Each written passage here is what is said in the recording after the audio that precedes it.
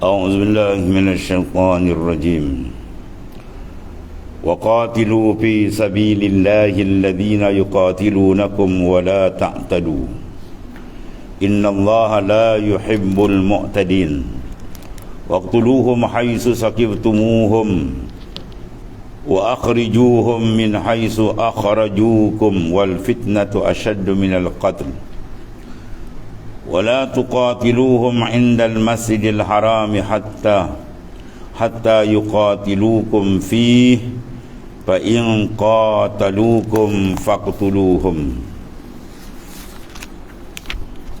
إن الله يحب المحسنين كذلك جزاء الكافرين. Waqatilu fi sabilillah. Dan salah satu batasan yang ditetapkan di antara kamu adalah perang melawan musuh. Empat perkara dilakukan oleh Rasulullah SAW dalam uslub pertama sekali dakwah. Ada jenis kategori manusia dengan dakwah dia selesai, dia terima mudah. Ada jenis kena mujadalah, kena berdebat. Ya, dia jam okey, dia terima. Ada besen tu. Ya. Dan yang ketiga dia dengan apa? Pemulawan, dia kena pulau. Ya, tengok dalam surah Taubah sampai 50 hari. Sebulan lebih, hampir 2 bulan dia dipulaukan. Ya, tindakan pemulauan dilakukan oleh Rasulullah SAW dengan arahan Allah Subhanahu Wa Taala. Dan last sekali ialah bil harb, dengan perang terus. Empat-empat ni dilakukan oleh baginda sallallahu alaihi wasallam. Ya, sebab ragam manusia tak sama. Ya, ragam manusia tak sama. Ada yang mudah, ya, sampaikan dakwah dia terima, tak ada apa. Ya, ada yang degil, dia kena berdebat dulu. Ya, bila di jam tak boleh baru diterima. Ada reason tu. Nah, ada yang sampai peringkat Nabi Pulau pun ada. Dan last sekali ani bil harbi, perang. Ya. Tapi dalam hadis Nabi menyebutkan dasar Islam bukan ganas. La tatamannau liqa al-adu. Kamu jangan bercita-cita nak bertemu dengan musuh. Lama tak perang, tangan dah gatal ni kan. Bila perang pun kau lagi lah. Islam tak suruh. La tatamannau liqa al-adu. Jangan kamu bercadang-cadang nak berjumpa dengan musuh. Tapi Faiza laki tumuhum pas butuh. Kalau dah bertempur dengan musuh, jangan lari. Pas butuh, wajib kena tetap, jangan lari. Imma menang ataupun imma syahid. Itu cara Islam. Sebab apa tu? Demi untuk mempertahankan Islam. Islam selamat, segala-gala selamat. Itu je kalau hidup manusia, kalau dalam diri dia, kehidupan dia, Islam cantik, maka selamat di dunia akhirat. Kalau rosak, maka rosak di dunia akhirat. Jadi oleh kerana nak mempertahankan Islam, kita kena gunakan alat kan lain. Yang lain jadi alat untuk meninggi Islam. Bukan Islam tu alat meninggikan perut dia. Ini ada ulama maksud dia jadikan Islam tu alat untuk meninggikan apa? Meninggikan perut dia.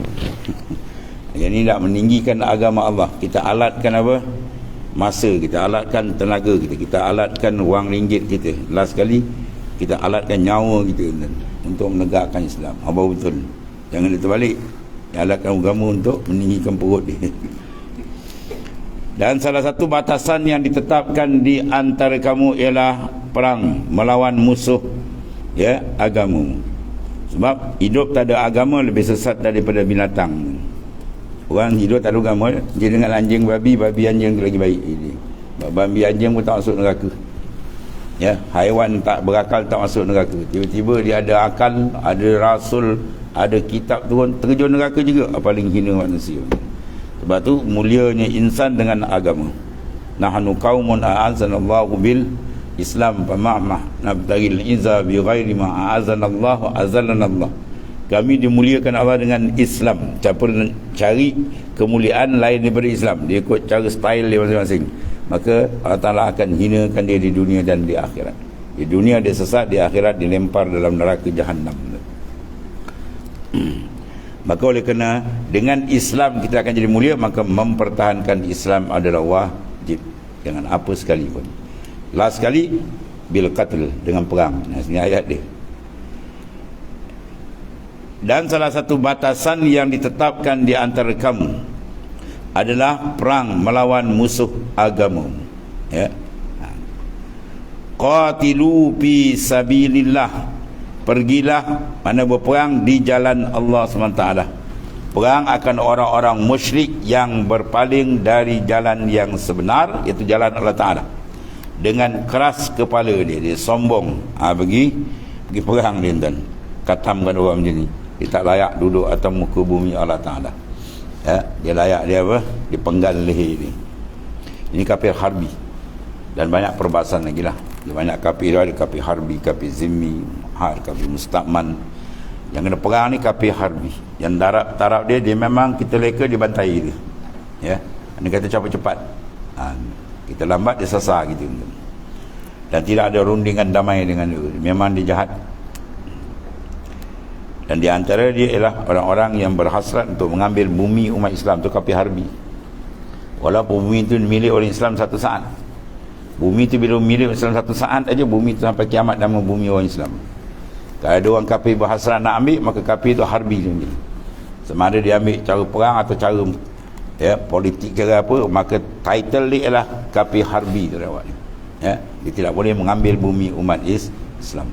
Ya, hari ini tengok kan, umat Islam jadi bodoh. Kebanyakan dibodohkan dengan pangkat, jawatan, sogokan, ya. Allah. Punca apa? Berpaling dari petunjuk Allah itulah. Dia nak bawa hidup dia tanpa bawa petunjuk Tuhan. Tuhan ni gini. Jadi maka diperkotak-katikkan. Jadi wajib umat Islam kembali betul-betul pada Islam, berpegang pada dasar Islam sebenar, bersatu di atas wadah Islam, baru dapat pertolongan dari Allah Ta'ala.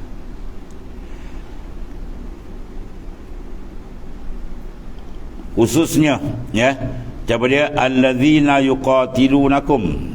Khususnya orang-orang yang memerangi kamu, memang dia perang umat Islam, dan bermaksud membenteras kamu dengan menyerangmu terlebih dahulu.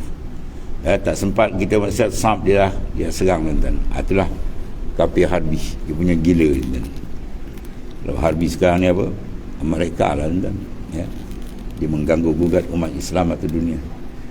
Dia ikut kepala dia polis lah. Umat Islam kena bantai dekat negara macam-macam, dia diam. Kalau umat Islam pun nak naik pun dia sekat. Macam-macam. Dia pandai nampak sangat lah. Dia punya tipu muslihat yang sangat dahsyat. Golongan Yahud wan Nasara. Sebab apa? Quran dah abadi kan. Sampai kiamat puak ni takkan rela dengan Islam. Walan tarda ankal yahudu walan nasara hatta tattabi'amil atahum. Yahudi Nasara takkan reda pada kamu selagi kamu tak ikut cara dia. Bermakna dia sentiasa membuat perancangan berbagai bentuk untuk berdepan dengan umat Islam dan menyekat kemajuan Islam itu sendiri.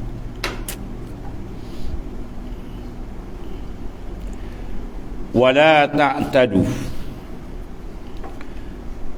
Waqatilu fi sabilillahi alladhina yuqatilunakum, tapi wala ta'tadu. Tengok Islam punya ada adab tinggi. Kita sampai peringkat diharap perang, tapi jangan kamu melampaui batas. Kena ada adab-adab peperangan. Orang tua tak dibunuh. Tempat ibadat jangan dirosakkan. Tempat keperluan awam, hospital jangan dibom. Ini habis tala. Dia test pula peluru dia bukan kat negara orang Islam. Dia muntah, bom di tala. Ya. Itu baru kata inna syarrad dawab. Sesungguhnya binatang yang paling jahat merangkak atas muka bumi, Tuhan kata. Apa dia Quran sebut? Allazina kafaru, orang yang kafir, yang kufur dengan Tuhan, dia dipanggil syarrad dawab, binatang yang paling jahat merangkak atas muka bumi. Itu Quran sebut. Kita saksikan dia dah punya jahat. Ya, dia hentam sana, dia hentam sini. Tak jadi aman umat Islam dia kerja ni. Tetapi janganlah kamu melampaui batas ni kalau kita berperang. Dan janganlah engkau wahai orang beriman melampaui apa yang dilarang untukmu, iaitu larangan membunuh kafir muahad. Kafir yang ada perjanjian. Di dalam negara Islam ada perjanjian, dia tak buat kacau, tu jangan. Tu wajib kita jaga pula dia. Man aza zimmiyan faqad azani. Barang siapa yang menyakiti kafir zimmi, seolah dia menyakiti aku, Rasulullah. Maknanya apa? Kafir zimmi, kafir yang duduk dalam negara Islam, dia tidak ada masuk dalam urusan politik, kita masuk. Sebab urusan politik dia ada hasrat nak mengambil negara Islam. Ya, dia nak menang, akhirnya apa? Dia boleh ambil. Dia tak ada hasrat untuk mengambil. Semua dia duduk saja dan dia nak berniaga ke apa tu boleh. Bahkan menjadi tanggungjawab pemimpin umat Islam jaga kepentingan dia, keselamatan dia. Jangan dia dizalimi akan dia. Sebab dia dah ada perjanjian dan dia tidak bawa kacau dengan umat Islam dan dia tidak ada hasrat nak mengambil tanah air umat Islam. Itu kena jaga tu. Itu kafir muahad. Ada kafir zimmi. Bahkan Nabi kata kalau kafir sakit, kafir zimmi soalan kau menyakiti aku. Itu maknanya apa? Nabi larang kita menyakiti dia. Adapun kafir seko lagi jahanam ni, kafir harbi, memang dia kerja nak berperang. Dia perang umat Islam, dia tala dengan berbagai-bagai cara. Sama ada bil quwah, dia perang betul, ataupun dengan cara maknanya tipu daya. Kemudian menyerang secara mendadak, berperang di tanah haram, itu semua tak dibenarkan. Dan bulan-bulan haram itu semua tak dibenarkan. Jadi kita walaupun berperang tapi ada sempadan-sempadan, had-had, adab-adab yang telah digariskan oleh Allah Ta'ala. Kemudian mendalui untuk menyerang dan lain-lain. Kemudian innallaha la yuhibbul mu'tadin. Sesungguhnya Allah Ta'ala tidak menyukai orang-orang yang melampau batas, yang melanggar ketentuan dan perjanjian kamu. Jadi Islam jaga tu, ya, janganlah lampau. Dan cara kita berperang pun ada adab-adab yang cantik. Sebab kita berperang bukan kena nafsu, kita berperang kena membela agama Allah Ta'ala. Itu lain. Di perang kena nafsu, dia buat macam-macam hal.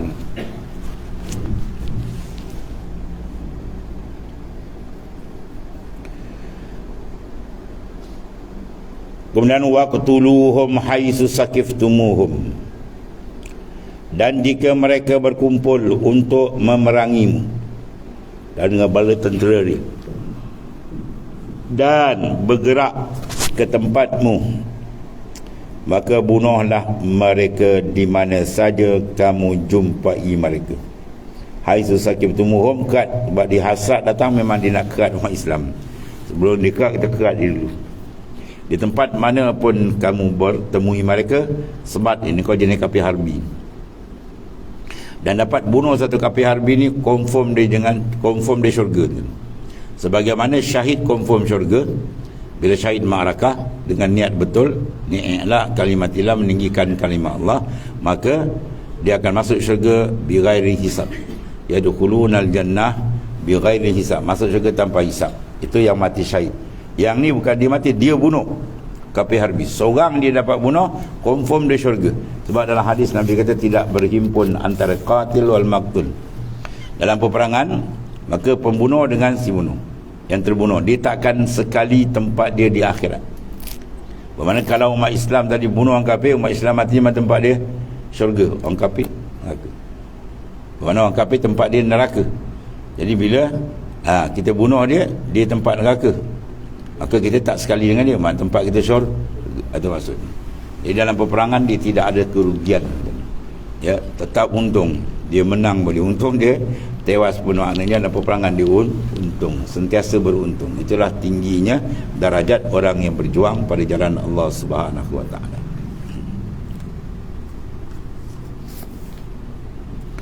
Maka bunuh mereka di mana saja kamu jumpa, di tempat mana pun kamu temui, sesah je dah dia. Ini bagi kafir harbi yang jahat. Wa akhrijuhum, dan usirlah mereka jika kamu kalahkan mereka itu. Kalau pada muka bumi itu, itu tergantunglah kepada perbincangan dia.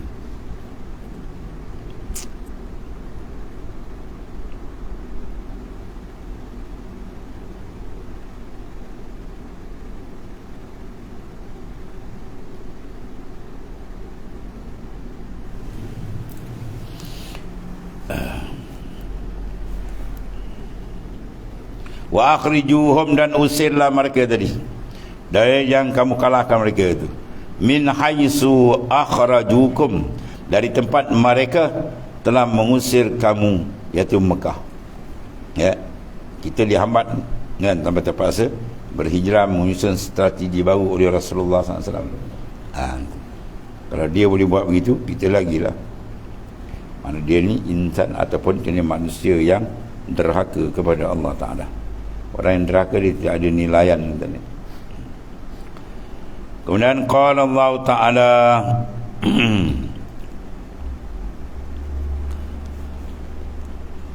wal fitnatu asyaddu minal qatl.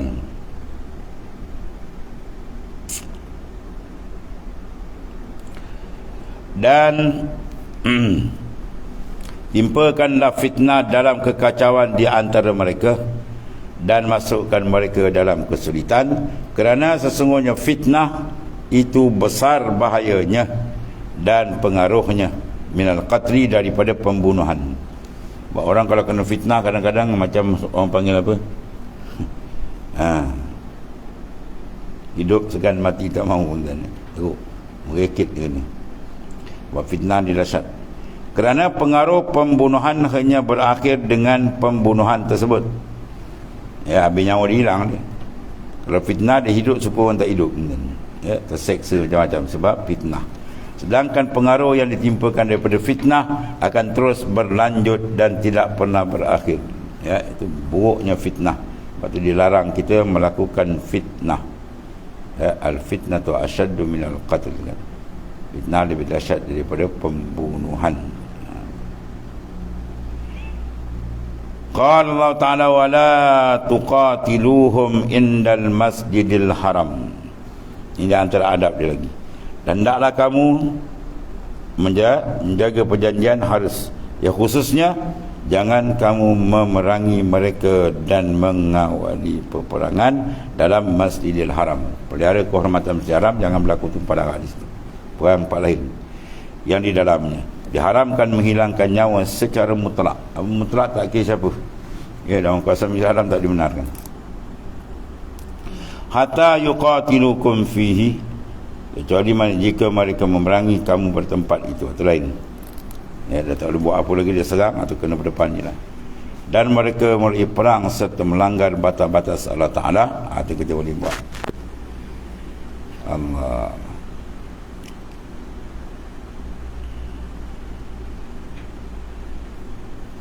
Kemudian fa'in qatalukum faqtuluhum, maka jika mereka memerangi kamu juga dalam kawasan yang dilarang tadi, maka bunuhlah mereka di tempat yang sebelum. Ya, ni tempat yang sebelumnya, maknanya yang diharamkan. Sambil berkata kadzalika jazaa'ul kafirin, ya. Lalu diucapkan perkataan kepada mereka ini, ialah apa?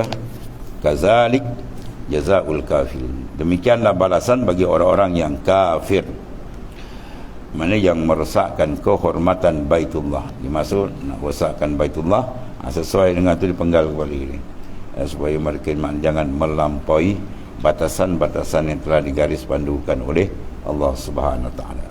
Dan fa in tahaw fa innallaha ghafurur rahim. Sallallahu alaihi wasallam.